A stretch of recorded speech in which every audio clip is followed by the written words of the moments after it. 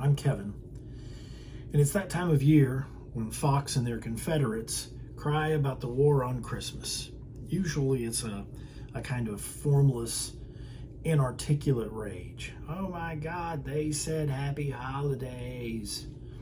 But since the pandemic, I've kind of gone off television, and my social media diet has been pretty lean of late. But I still like to find things to argue about, and the algorithm doesn't disappoint. This year's war on Christmas outrage comes from a Catholic in Canada named Brian Holdsworth. In an extended preamble to his outrage at the Catholic Church's plan to Disneyfy the interior of Notre Dame Cathedral during its rebuild. Now, I'm not going to discuss that plan or that part of the video, but believe me, it's crazy in its own kind of way. Though I kind of feel I owe a certain debt of gratitude to Mr. Holdsworth for bringing clarity to a conservative argument that always seems a little more rooted in the amygdala than the forebrain.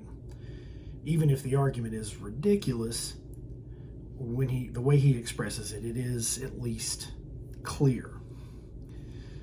Over the course of several minutes, it really is a long preamble.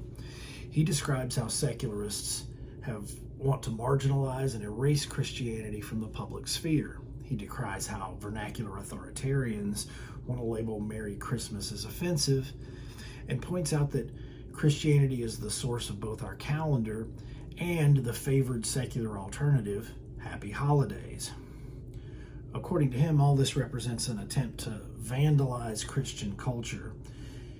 And when Christians complain, they're told that their sense of persecution and outrage is unreasonable. You don't know persecution. There are people dying for their faith. Don't be a mollycoddle. Yeah, he actually uses the word mollycoddle. It's awesome. Then he tries to justify it with an analogy where you're robbed, and when you call the police, they tell you to get over it because other people are being murdered. And as relative persecutions go, apparently all this animosity toward Christians represents an undercurrent of violence just waiting to bubble up to the surface. And he justifies this claim with the example of vandalism at more than 60 Catholic churches in Canada in the wake of a news story about the discovery of mass graves at the site of a former residential school. A story which he says is unverified. I honestly don't know. Imagine if those were mosques. What would the public outcry be? Well, I was already a fully grown man by the time 9/11 happened. So living in the wake of that, I know exactly what that looks like. And the war on Christmas conspiracy nuts were leading the charge in fostering and defending religious intolerance in this country toward Muslims.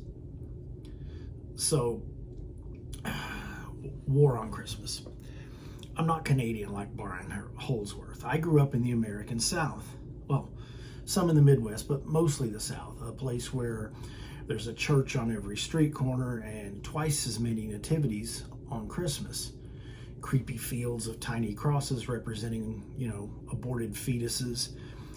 In elementary school, we had to make cards to all of our classmates, even the ones we didn't like. And then as adults, for the same holiday, worry over the gifts we were giving.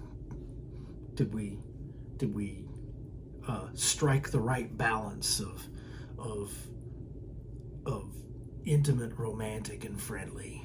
Because the Catholics gave us Saint Valentine, the patron saint of social anxiety. Then you grow up and go off to college, and you discover Saint Patrick, the patron saint of alcohol poisoning. After all, as Brian said, our calendar, which was given to us by the Catholics, is filled with holy days. As a very little kid, I would get up early on Sunday to watch Speed Racer and then Underdog, and that would lead straight into the Mole Singing Convention, with the Reverend J. Basil Mole. That was a mighty fine singing, Lady Mole. Now, I didn't know that this was being broadcast all over the South. All I knew was that from where I lived, I could walk to the studio that it was being broadcast from. Not that it mattered, there was always something on TV. Every 80s sitcom, no matter how cynical or socially conscious, always managed to have a Christmas episode that at least hinted at a Christmas miracle. And the network showed White Christmas, minus the racist scenes, and A Christmas Carol, A Christmas Story, Miracle on 34th Street, It's a Wonderful Life, Charlie Brown Christmas, The Robe, even though that's technically an Easter story, Gremlins, Die Hard, and Ernest Saves Christmas. Humbug. There are chick tracks in every bathroom, Gideons in every hotel dresser. Some states still have blue laws that prevent alcohol sales on Sundays. People will knock on your door or just stop you on the street to ask you if you've heard the good news. When I was in college, there was this guy who would park at the edge of campus and walk to the steps of the library, dragging a full-size cross, just so he could argue with the 20-year-olds and proselytize to them. He cheated a little bit because there were wheels on the bottom of the cross, but it still is a pretty good effort. Amazing Grace, Will the Circle Be Unbroken, Farther Along, Spirit in the Sky, Wayfaring Stranger, When I Get Drunk and Talk to God, The Carter Family, The Louvin Brothers, Sister Rosetta Tharpe, Johnny Cash. If it's not already obvious, my point is this. I'm an agnostic who grew up in a culture of my country, my Western civilization, speaking and filtering my experience through the myths and symbols of my culture, that culture, a secularized Christian culture. If you don't like what I'm doing with it, maybe you shouldn't have inflicted it on me with 1,200 years of convert or die, the Reformation, the Counter-Reformation, which, if you ask me, is just two groups I don't agree with fighting over two versions of the same story I don't agree with, arguing over which version of that story I was eventually going to have to agree with publicly to avoid being imprisoned or killed. The Reconquista, the Inquisition, colonization, witch trials, and then in the 50s, Eisenhower capitalists decided to change our national motto to In God We Trust and add Under God to the pledge because, I don't know, they believed that commies were like vampires and would burst into flames if they uttered any kind of pledge to an abstract deity. You gifted me this culture. More than that, you forced it on me. You don't have any right to tell me what to make of it. If I want to sit in a beanbag chair in my Satan's little helper feety pajamas eating handfuls of communion wafers soaked in whiskey like it was popcorn, watching the South Park hippie Jesus public access show episodes while listening to the Vibrators sing Jesus Always Lets You Down, I'm not doing anything to vandalize Christian or Catholic culture. You do anything you want in your churches. I'm there for it. Have fun. I'm expressing myself in the cultural language I was born to. So Brian Holdsworth and his equation of the secular use of Christian symbology as theft is inaccurate. It's more like some random stranger you've never met shows up at your door one day screaming that he used to live here and demanding that you put everything back the way that it was when it was his, right? Get off my lawn, you crazy person.